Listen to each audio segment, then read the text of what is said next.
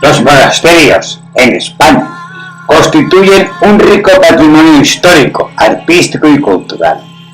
Son testimonio de su vida religiosa y de la historia político-militar, tanto en la Edad Media como en tiempos anteriores. Los monasterios tuvieron un papel importante en la repoblación llevada a cabo por los distintos reyes y condes cristianos tras el avance de la Reconquista y el consiguiente retroceso de los musulmanes hacia el sur de la península. Su presencia en la península data de los primeros siglos del cristianismo, cuando la primitiva vida eremítica dio lugar a la formación de comunidades religiosas y a la construcción de pequeños monasterios hispanos en los siglos VI y VII. Durante la repoblación, muchos de estos edificios evolucionaron e incluso fueron levantados de nueva planta hacia un estilo que tradicionalmente se llamó Mozart. Con la llegada de los benedictinos de Cluny en época de la Reconquista, fueron evolucionando o cambiando, de acuerdo con las nuevas órdenes del Cister, otras órdenes militares, cartujos, jerónimos, agustinos.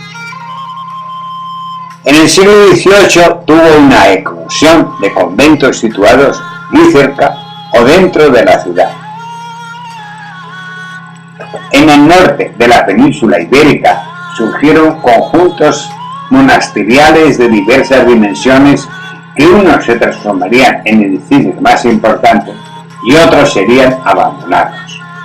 Un factor importante a tener en cuenta para la construcción de monasterios en España fue el Camino de Santiago, a lo largo del cual surgieron instituciones religiosas cuyo objetivo fue la ayuda al peregrino. La creación de monasterios fue primordial desde el punto de vista social, cultural y artístico. Supuso un gran avance en la agricultura. La primera referencia a un monasterio en España la hace San Agustín en el 398, en una carta dirigida al abad del monasterio de Cabrera.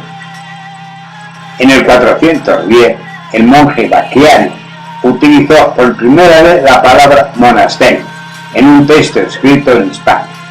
Él como monje y Egeria como monja fueron los primeros monjes hispanos de nombre conocido. Los primeros monasterios surgieron en el siglo IV, cuando humildes edificaciones levantadas a la sombra de santuarios o de enterramientos de mártires locales. Muchos de estos monasterios eran trogloditas. Los primeros monjes ermitaños o eremitas preferían vivir en cuevas que habilitaban como alojamiento y oratorio. Tal es el origen del monasterio de San Millán de la Cogolla, que conserva tanto las grutas que habitó el santo Millán como las que le sirvió de oratorio. En las cuevas del entorno habitaban sus discípulos. La práctica de vivir en alejamiento al mundo, en soledad, fue transformándose por la agrupación de monjes en cenobios, que aunque vivían en comunidad, mantenían sus prácticas ascéticas. El éxito cuantitativo del monasterio en la época visigótica llegó a enfrentamientos con los seglares. Sus disputas llegaron hasta los concilios de Toledo.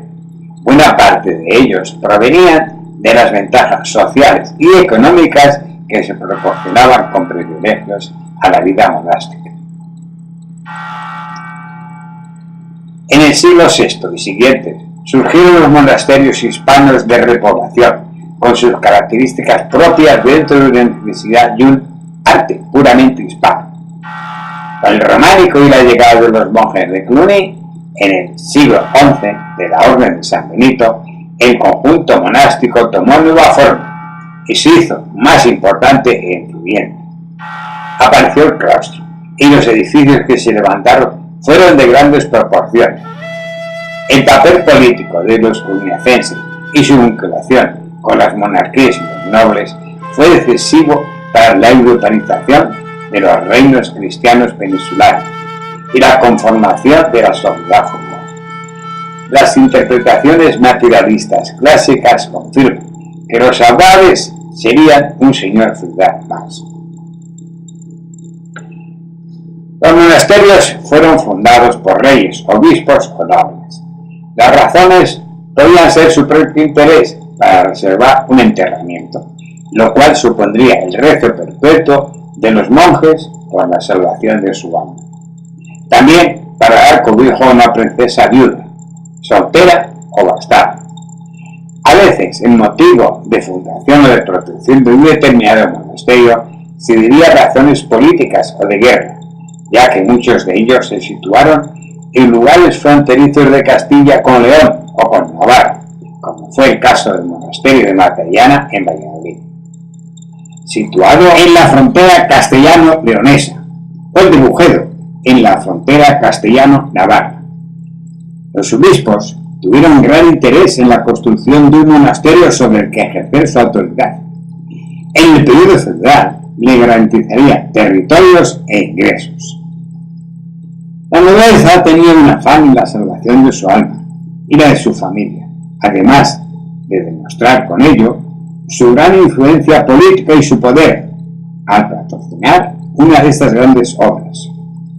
Los votos monásticos de pobreza, castidad y obediencia hacían adecuado el destino monástico de los hijos secundones, con independencia de la sinceridad o no de su vocación. De este modo, no disputaban la herencia de los primogénitos, manteniendo indivisos los patrimonios. Esta estrecha identificación entre ambos estamentos privilegiados, clero y nobleza, vivió durante toda la Edad Media y la Edad Moderna, hasta el final del antiguo régimen. El monasterio de Santo Domingo de Ocaña, en Toledo, del siglo XVI, tiene la particularidad de haber sido fundado por un vecino que quería tener cerca a los predicadores. Un logro humano.